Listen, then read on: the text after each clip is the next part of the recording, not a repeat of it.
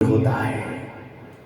चिंता तो सभी को लगी है कि 3 बज गए, फिक्र है घर जाना है, फकीर बनना बड़ा कठिन।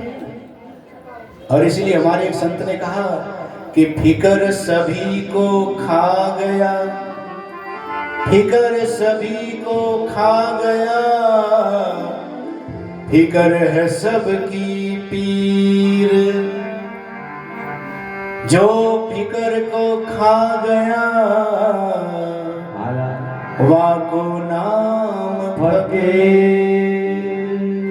जो फिक्र को खा जाए, चिंता खा जाए, चिंतन करे भगवान का। इसलिए कहते हैं भैया कि ना मौज उड़ाना अच्छा है। संसार में आए हो ना तो ज्यादा मौज उड़ाना भी अच्छा नहीं है। न ज्यादा मौज उड़ाना अच्छा है, न ज्यादा चोट खाना अच्छा है, दुख पाना भी ठीक नहीं। न मौज उड़ाना अच्छा है, न चोट खाना अच्छा है। अगर अक्ल हो ऊंची तो कृष्ण को पाना अच्छा है। अपनी अक्ल ऊंची हो जाए, दिव्य हो जाए तो भगवान को पाना ही सबसे बड़ा फल है महाराज। इसलिए वाह वाह रे मौज फकीरां दी, वाह वाह रे मौज फकीरां दी, वाह वाह रे मौज फकीरां दी, मौज फकीरां दी, वाह वाह रे मौज फकीरां दी, वाह वाह रे मौज फकीरां दी, वाह वाह रे मौज फकीरां दी। कभी चबाए चना चबेला, कभी चबाए चना चबेला, कभी चबाए चना चबेला, कभी चबाए चना चबेला, कभी लपटे ले खीरा दे, वाह वाह रे मौज फकीरा दे, वाह वाह रे मौज फकीरा दे, वाह रे मौज फकीरा दे, वाह वाह रे मौज फकीरा दे। कभी तो ओढ़े साल दो साला, कभी तो ओढ़े साल दो साला, कभी तो ओढ़े साल दो साला, कभी तो ओढ़े साल दो साला, कभी कूदनिया वो लीरा दे, वाह वाह रे मौज फकीरा दे, वाह वाह रे मौज फकीरा दे, वाह वाह रे मौज फकीरा दे, वाह वाह रे मौज फकीरा दे।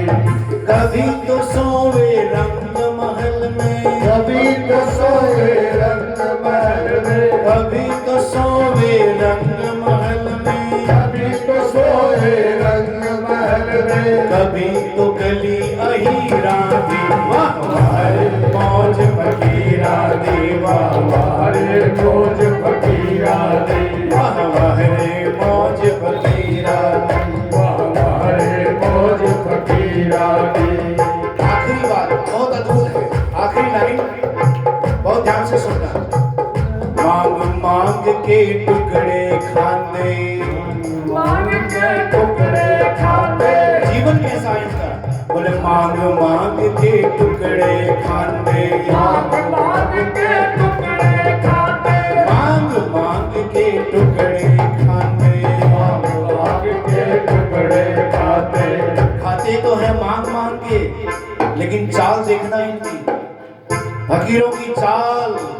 अरे मांग मांग के टुकड़े खाते, मांग मांग के टुकड़े खाते, चलते चाल अमीरा दी, हाँ चलते चाल अमीरा दी, वाह वाह रे मौज फकीरा दी, वाह वाह रे मौज फकीरा दी, वाह वाह रे मौज फकीरा दी।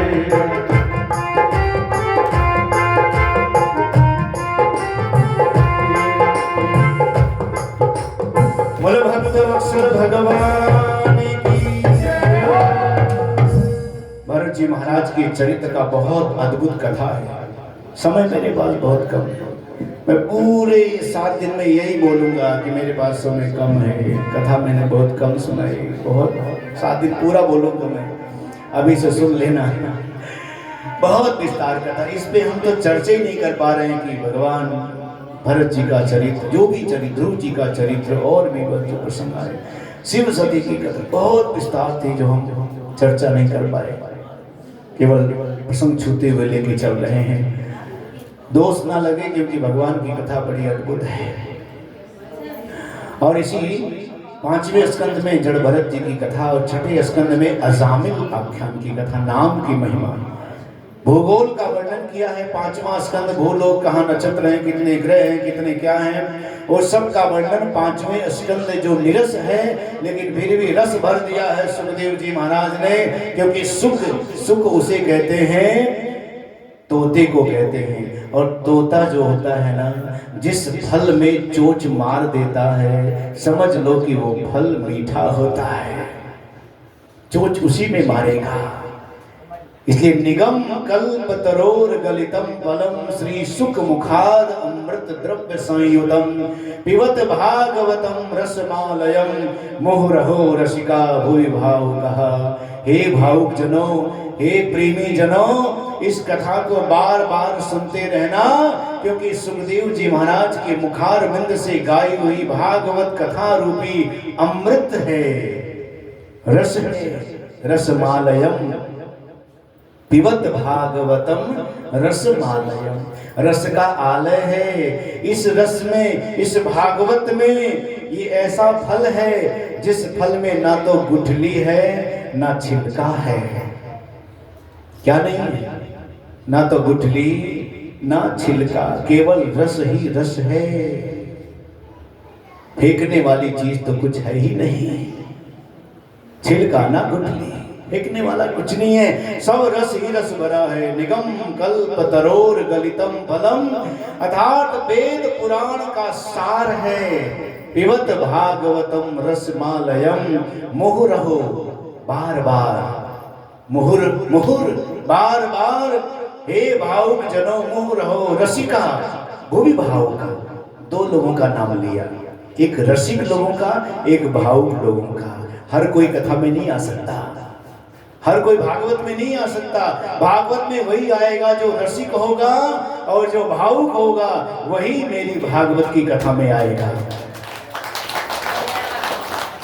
जो प्रेमी होगा वो कथा में आएगा।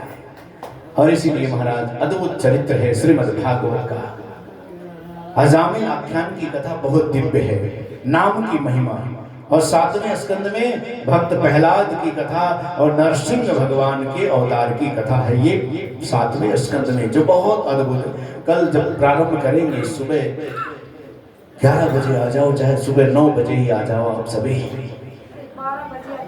12 बजे आने में मुश्किल हो जाती है। हम तो कहते सुबह उगते ही बस मुंह धो के आ ही जाओ और कथा में बैठ जाओ, शाम तक लगे रहो, फिर देखो कथा पूरी तभी होगी। बोले वृंदावन बिहारी लाल की जय हो। और पहले ही नरसिंह भगवान और भक्त प्रहलाद की कथा सुनाएंगे कल दिन में, विस्तार से सुनेंगे ये कथा, बहुत विस्तार से सुनेंगे। जितना जल्दी बुलाओगे उतना देर से आएंगे। ऐसा है क्या?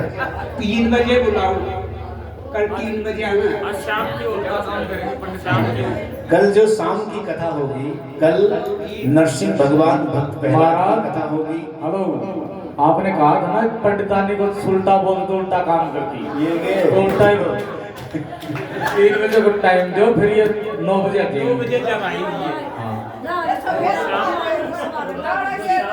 अरे आज तो व्रत था, और व्रत में तो ज्यादा कथा सुननी चाहिए, व्रत वालों को तो ज्यादा सुननी चाहिए। शाम को आरती में सभी को आना है और भजन होंगे। शाम को यानी 7 बजे जो संध्या शाम आरती होती 7 बजे, 7 से आपको आना है। 8:30 बजे तक आरती होगी और आरती के बाद 5 भजन भी होंगे, बहुत बढ़िया। शाम के समय भजन भी चलेगा। और कल जो है 11 बजे कथा शुरू करने का प्रयास करूंगा मैं, सुबह जल्दी उठ के अपना हम तो फ्री होते हैं, बैठे रहते हैं कि कोई आए हम सुनाए, लेकिन अब आपको समय निकालना आपको है। कथा आपको अच्छी लगनी यही है, शायद मैं तो यही सोचता हूँ, शायद नहीं लग रही होगी अच्छी, यार ये समझ नहीं। भाई हम तो सीधी सीधी हिंदी भाषा बोल रहे हैं, अब उसमें भी समझ में ना आए तो फिर कोई हरियाणवी लेके आओ या मारवाड़ी लेके आओ या कोई अंग्रेजी बोलने वाला आ जाए वो सुनाते। सीधी सीधी हिंदी भाषा में कथा है भगवान की जो है चर्चा, वो आप सभी सुन रहे हैं। कल ये चरित्र होगा और 8वें स्कंद में जो ये प्रसंग आने वाला है, 8वां प्रसंग, जो बहुत ही सुंदर माँ अदिति जो कश्यप ऋषि की पत्नी है। अदिति के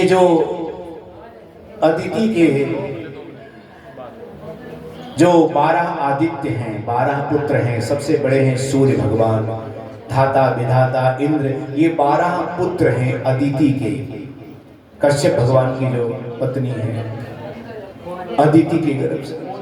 और सबसे छोटे में हैं वामन भगवान। और कहते हैं कि देवताओं पर संकट आ गया जब राजा बलि ने देवासुर संग्राम में सभी के सभी मारे गए, सब देवताओं को अमृत मिल गया था। समुद्र मंथन की कथा वो भी आती है, मोहिनी अवतार, धन्वंतरी अवतार, और कच्छप भगवान का भी चरित्र जिसमें समुद्र मंथन की बड़ी अद्भुत कथा, बहुत अद्भुत कथाएं हैं सभी, एक एक प्रसंग जिसमें बलि आदि सब मारे गए क्योंकि देवताओं ने अमृत पी लिया था। तो वहां गुरु ने उन पर आशीर्वाद दिया, कृपा की, संजीवनी विद्या, मृत संजीवनी विद्या से उनको जीवित कर दिया। तो गुरु का बहुत बड़ा एहसान मानता है राजा बलि। गुरु ने माला दे दी, प्रहलाद ने जो है उनको रथ दे दिया है। ये प्रहलाद के पौत्र हैं, हिरण्यकश्यप के पुत्र प्रहलाद और प्रहलाद के पुत्र विरोचन, विरोचन के पुत्र हुए राजा बलि। और महाराज स्वर्ग पर आक्रमण कर दिया और स्वर्ग के देवता सब भाग गए। जिनकी मदद भगवान करते हो वो देवताओं को बार बार हार क्यों मिलती है, कभी सोचा? जिनकी मदद भगवान करते हो हर समय खड़े रहते हैं देवताओं के साथ, हार क्यों होती है देवताओं की और राक्षसों की विजय क्यों होती है बार बार? ध्यान देना, दो बातें। पहली बात, जब भी देवताओं को संपत्ति मिल जाती है, सत्ता मिल जाती है, स्वर्ग मिल जाता है, तो अपने गुरु को और अपने भगवान को भूल जाते हैं। ध्यान देना, जब भी देवताओं को स्वर्ग मिल गया, संपत्ति मिल गई, गुरु बृहस्पति आए नाराज होके चले गए। बाद में इंद्र ने दूसरा गुरु बनाया, विश्वरूप को गुरु बनाया, क्योंकि वो अप्सराएं नाच रही थी, उनमें मगन हो गया और गुरु जी आए, उनका सम्मान नहीं किया तो नाराज होके चले गए। जब गुरु का अपमान करता है और भगवान को भूल जाते हैं तो ऐसे देवताओं की मदद भगवान करते हैं, तब भी उनकी हार होती है। और जिस राक्षसों में एक सबसे बड़ी अच्छाई क्या है राक्षसों में, कि वो अपने गुरु को और अपने इष्ट को कभी नहीं भूलते, और इसीलिए उनकी बार बार विजय होती है। जिनके साथ भगवान भी नहीं है और उन राक्षसों की विजय होती है। स्वर्ग पर आक्रमण हो गया, इंद्र को भागना पड़ा, सारे देवता गए। माँ अदिति को चिंता हो गई, देवताओं की माँ है। कश्यप ऋषि से जाकर बोली, महाराज मेरे पुत्रों का कुछ उद्धार होना चाहिए। बोली ठीक है, तुमको हम एक व्रत बताते हैं, वो व्रत सुन लो आप लोग भी ध्यान से। भागवत में व्रत है, जिसकी संतान नहीं होती हो, 2 व्रत, जिसके बेटा हो नहीं होता हो, संतान नहीं होती हो, कई साल बीत गए हैं और उसको संतान चाहिए, तो ये व्रत सुन लेना। 2 व्रत है भागवत में। पहला अभी आने वाला है मंगसर का महीना, कार्तिक के बाद, और मंगसर के पूरे 1 महीने तक जो स्त्री नियम से संयम से रहकर व्रत करती है, भगवान विष्णु का पूजन करती है विधिवत, भगवान की कृपा होती है। ये व्रत विधान से लिखा हुआ है भागवत में, उसको संतान की प्राप्ति होती है। दूसरा, जिस व्रत को अदिति ने किया, जिससे वामन भगवान अवतार लेके आए, वो अदिति ने कौन सा व्रत किया था? फागुन के महीने में, फागुन के महीने में अमावस के दूसरे दिन जो पहली तिथि आती है प्रतिपदा, ध्यान देना, प्रतिपदा के दिन से लेकर और 12 तक, कितने दिन? 12 दिन, 12 तक केवल दूध पी करके व्रत करना है। दूध की बनी हुई चीज, मिठाई ले सकते हो, दूध की बनी हुई खीर खा करके पूजा पाठ कर सकते हो, और दूध की बनी हुई, उसको हम पयो व्रत कहते हैं। पयो व्रत यानी दूध पी करके व्रत करना। 12 दिन तक भगवान लड्डू गोपाल भगवान को किसी विद्वान ब्राह्मण के द्वारा अपने घर में प्रतिष्ठा कराए, पूजन कराए, विधिवत ठाकुर जी का अभिषेक आदि कराए, और वो स्त्री नियम संयम से रहकर 12 दिन तक जो दूध पी करके व्रत करती है, 12 दिन तक करे, और 13 के दिन, प्रदोष के दिन फिर विद्वान ब्राह्मण को बुलाए और विधिवत ठाकुर जी का अभिषेक करे, पूजन करे, और खीर का भोग ठाकुर जी को लगाए, और उन ब्राह्मणों को जितना सामर्थ्य हो सके, 1 ब्राह्मण जोड़े के साथ, चाहे 13 ब्राह्मण जोड़े के साथ, जितने भी हो सके, उन ब्राह्मणों को जोड़े के साथ भोजन कराए, खीर का ही भोग लगाकर, और ठाकुर जी को जो खीर का भोग लगा है ना, वो खीर स्वयं खाए जो स्त्री व्रत कर रही है। और ऐसा व्रत करने वाली स्त्री के गर्भ में स्वयं भगवान ही पुत्र बन करके आते हैं, उसको बालक की प्राप्ति होती है। और ये व्रत किया है कश्यप ऋषि के कहने से, अदिति ने किया। तो महाराज भादों के इस फागुन के महीने की पयो व्रत करके, और बहुत ही सुंदर भगवान भादों के महीने में शुक्ल पक्ष की द्वादशी तिथि में, श्रवण नक्षत्र वाली तिथि में, ठीक दिन के 12 बजे भगवान वामन माँ अदिति के गर्भ में से जन्म लेते हैं, कुटिया में प्रकट हो जाते हैं। बोलो वामन भगवान की जय हो। और वामन भगवान जन्म लिए तो ब्रह्मा जी प्रकट हो गए। ब्रह्मा जी ने एक कमंडल दे दिया, आकाश के देवता आए तो छत्र दे दिए, और चंद्रमा आकर के एक दंड दे दिए, माँ अदिति ने कोपिन पहना दी, और कश्यप ऋषि ने मेखला दे दी जिसपे हाथ टिका करके भजन करते हैं, वो मेखला दे दी है, और सुंदर सरस्वती ने रुद्राक्ष की माला दे दी है, ध्यान देना। और स्वयं यक्षराज कुबेर ने एक भिक्षा का पात्र दे दिया, बर्तन दे दिया, पात्र जिसमें भिक्षा मांगते हैं। और स्वयं भगवान वामन भगवान बने हुए स्वयं जगत जननी मां सती के पास जाते हैं भिक्षा लेने। ब्रह्मचारी बन गए, सुंदर छत्र है, दंड है, कमंडल है, सभी देवताओं ने दिया है। और सुंदर पहने हुए भगवान श्याम सुंदर वामन के रूप में दिव्य स्वरूप वाले